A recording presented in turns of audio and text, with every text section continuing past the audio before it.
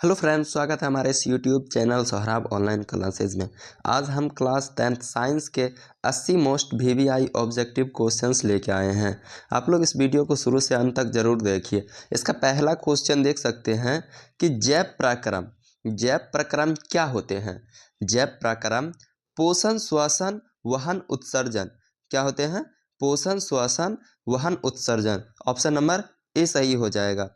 अगला क्वेश्चन देख सकते हैं कि स्वपोषण क्या है। स्वपोषण क्या है? तो भोजन का निर्माण स्वपोषण करना है। भोजन का निर्माण पोषण स्वपोषण करना है। अगला क्वेश्चन है, इसका आंसर हो जाएगा भोजन का निर्माण जो स्वयं करता है उसे स्वपोषण कहा जाता है। भोजन का निर्माण जो स्वयं करता है उसे स्वपोषण कहा जाता है। प्रपोषण किसे कहते हैं? प्रपोषण किसे कहते हैं? तो भोजन का निर्माण अन्य स्रोतों से प्राप्त करना उसे परपोषण कहा जाता है। अगला क्वेश्चन है कि मृतजीवी पोषण किसमें पाया जाता है? पौधों में, कवक और बैक्टीरिया में, अमीबा में, गाय में। तो मृतजीवी पोषण किसमें पाया जाता है? कवक और बैक्टीरिया में पाया जाता है। अगला क्वेश्चन देख सकते हैं कि प्रकाश संश्लेषण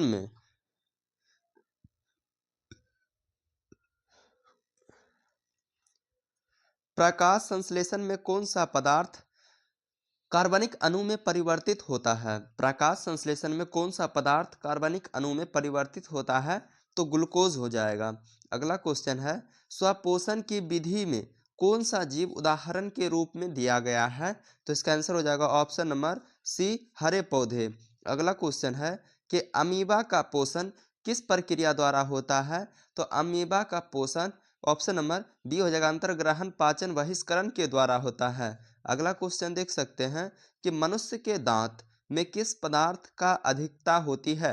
मनुष्य के दांत में कैल्शियम की अधिकता होती है।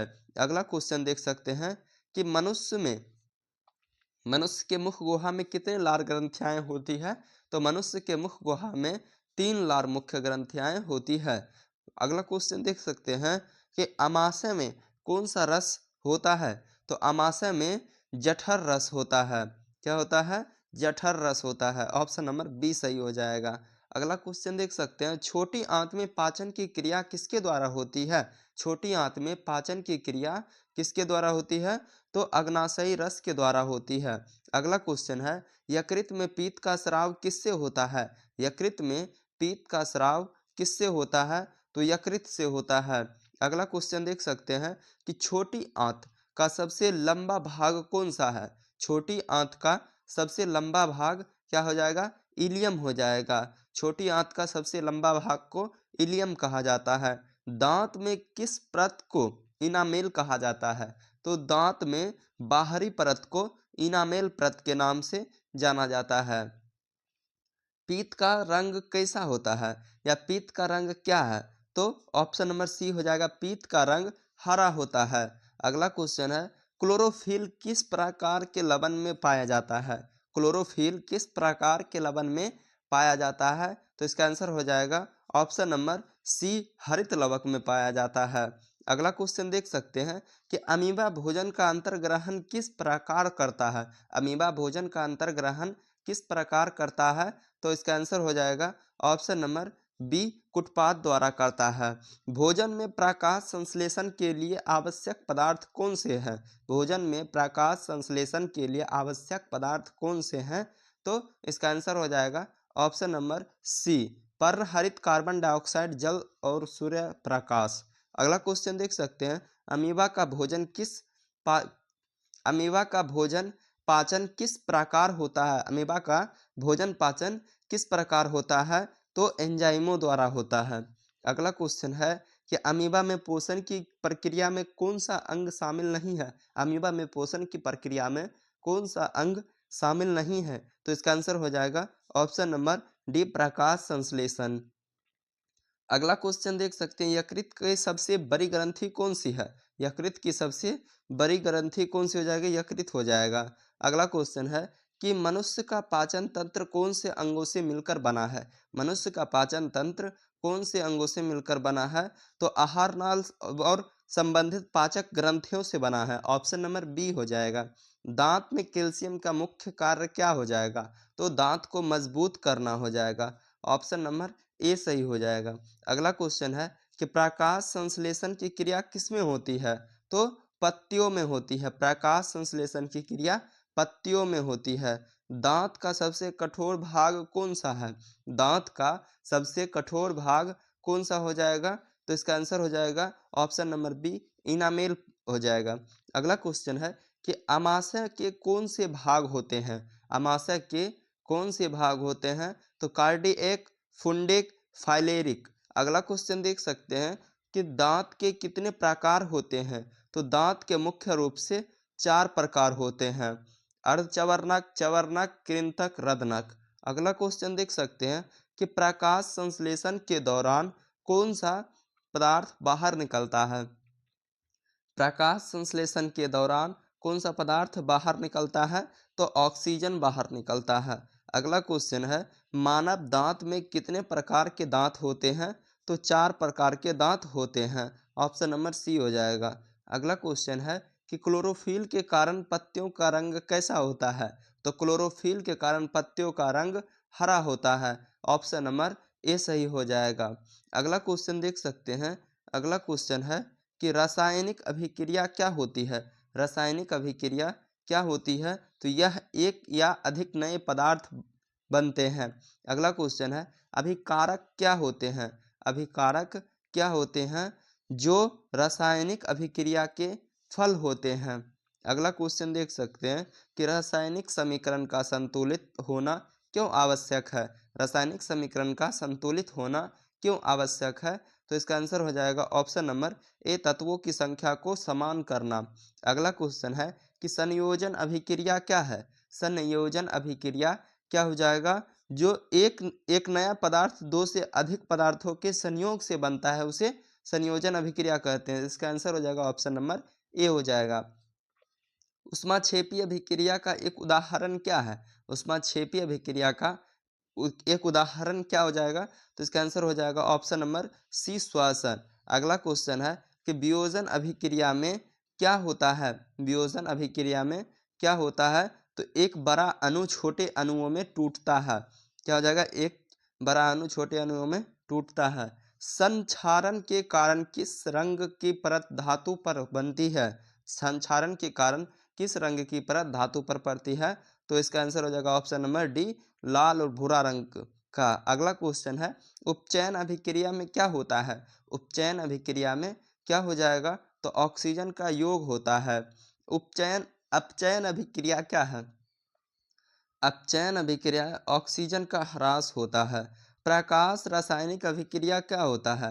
प्रकाश रासायनिक अभिक्रिया क्या होता है? तो इसका आंसर हो जाएगा ऑप्शन नंबर बी, अभिक्रिया जो प्रकाश में होती है।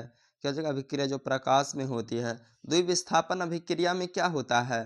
तो आयनों का आदान प्रदान होता है। अगला क्वेश्चन देख सकते हैं कि अवक्षेपण अभिक्रिया का उदाहरण क्या है? अवक्षेपण अभिक्रिया का उदाहरण है सिल्वर क्लोराइड का बनना। अगला क्वेश्चन देख सकते हैं कि विकृत गंधिता किससे संबंधित है? तो इसका आंसर हो जाएगा ऑप्शन नंबर बी, तेल के गंध और स्वाद का बदलना।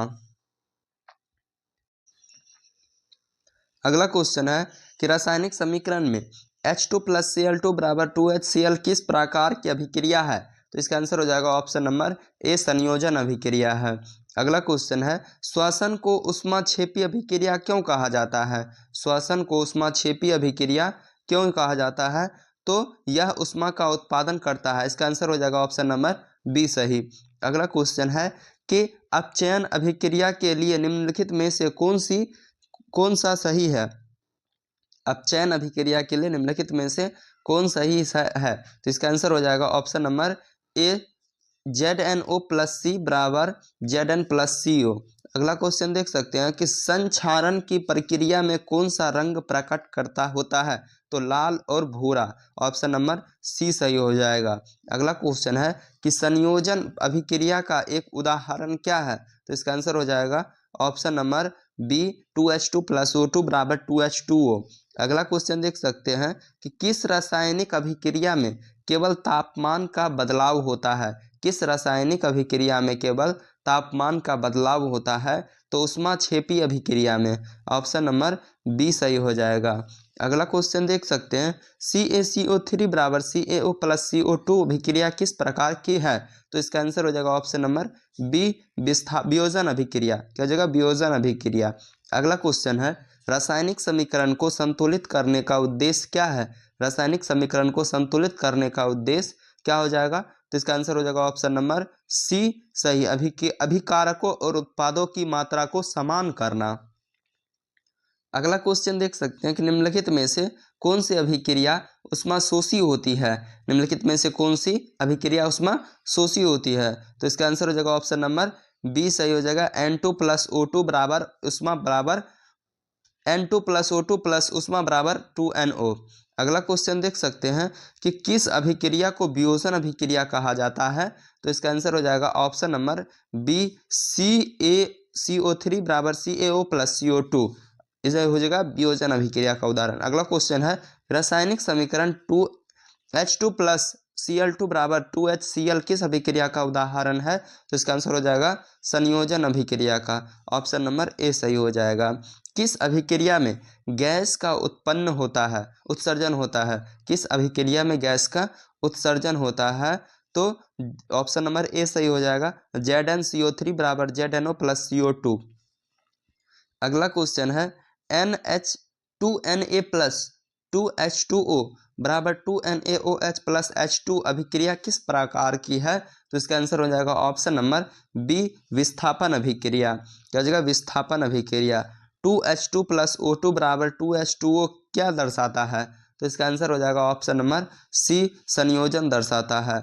विकृत गंधिता किस प्रक्रिया का परिणाम है। विकृत गंधिता किस प्रक्रिया का परिणाम है, तो इसका आंसर हो जाएगा ऑप्शन नंबर ए रासायनिक अभिक्रिया का।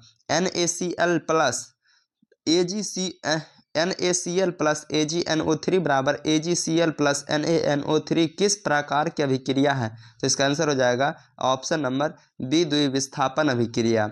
अगला क्वेश्चन है कि रासायनिक अभिक्रिया में ऊर्जा का क्या परिवर्तन होता है। रासायनिक अभिक्रिया में ऊर्जा का क्या परिवर्तन होता है, तो इसका आंसर हो जाएगा ऑप्शन नंबर डी ऊर्जा का अवशोषण या उत्सर्जन होता है। अगला क्वेश्चन देख सकते हैं प्रकाश क्या है।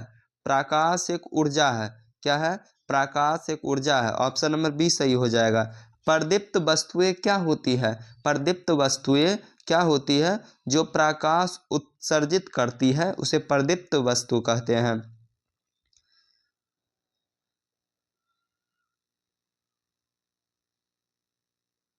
अगला क्वेश्चन देख सकते हैं अपसारी किरण पुंज क्या है। अपसारी किरण पुंज क्या है? जब प्रकाश की किरणें फैलती है तो उसे अपसारी किरण पुंज कहा जाता है। पारदर्शी पदार्थ क्या होते हैं। पारदर्शी पदार्थ क्या होते हैं, इसका आंसर ऑप्शन नंबर सी हो जाएगा। जिनसे प्रकाश आसानी से गुजरता है उसे पारदर्शी कहा जाता है। अगला क्वेश्चन है समांतर किरण पुंज किसे कहते हैं। समांतर किरण पुंज किसे कहते हैं? जब किरणें समांतर होती है तो उसे समांतर किरण पुंज कहा जाता है। ऑप्शन नंबर सी सही हो जाएगा। परावर्तन कोण क्या होता है। परावर्तन कोण क्या होता है, तो इसका आंसर हो जाएगा ऑप्शन नंबर ए आपतित किरण और परावर्तित किरण के बीच का कोण को परावर्तन कोण कहा जाता है। आपतन बिंदु क्या है। आपतन बिंदु क्या हो जाएगा, तो जहां आपतित किरण सतह से टकराती है उसे आपतन बिंदु कहा जाता है। समतल दर्पण द्वारा बनाए गए प्रतिबिंब की विशेषताएं क्या है। समतल दर्पण द्वारा बनाए गए प्रतिबिंब की विशेषताएं क्या हो जाएगा, तो इसका आंसर हो जाएगा ऑप्शन नंबर सी प्रतिबिंब वस्तु के आकार के बराबर होता है। अगला क्वेश्चन है उत्तल दर्पण का फोकस क्या होता है। उत्तल दर्पण का फोकस क्या होता है, तो इसका आंसर हो जाएगा ऑप्शन नंबर सी मुख्य अक्ष पर वह बिंदु जहां से किरणें आती है। अगला क्वेश्चन है अवतल दर्पण का उपयोग किसमें किया जाता है, तो अवतल दर्पण का उपयोग हजामती दर्पण के रूप में किया जाता है। ऑप्शन नंबर बी सही हो जाएगा। गोलीय दर्पण की वक्रता त्रिज्या क्या होती है। गोलीय दर्पण की वक्रता त्रिज्या क्या होती है, ध्रुव से वक्रता केंद्र तक की दूरी। ऑप्शन नंबर ए सही हो जाएगा। अगला क्वेश्चन है आभासी प्रतिबिंब कैसा होता है। आभासी प्रतिबिंब कैसा होता है, तो सीधा और छोटा होता है। ऑप्शन नंबर ए सही, बी ऑप्शन नंबर डी सही हो जाएगा।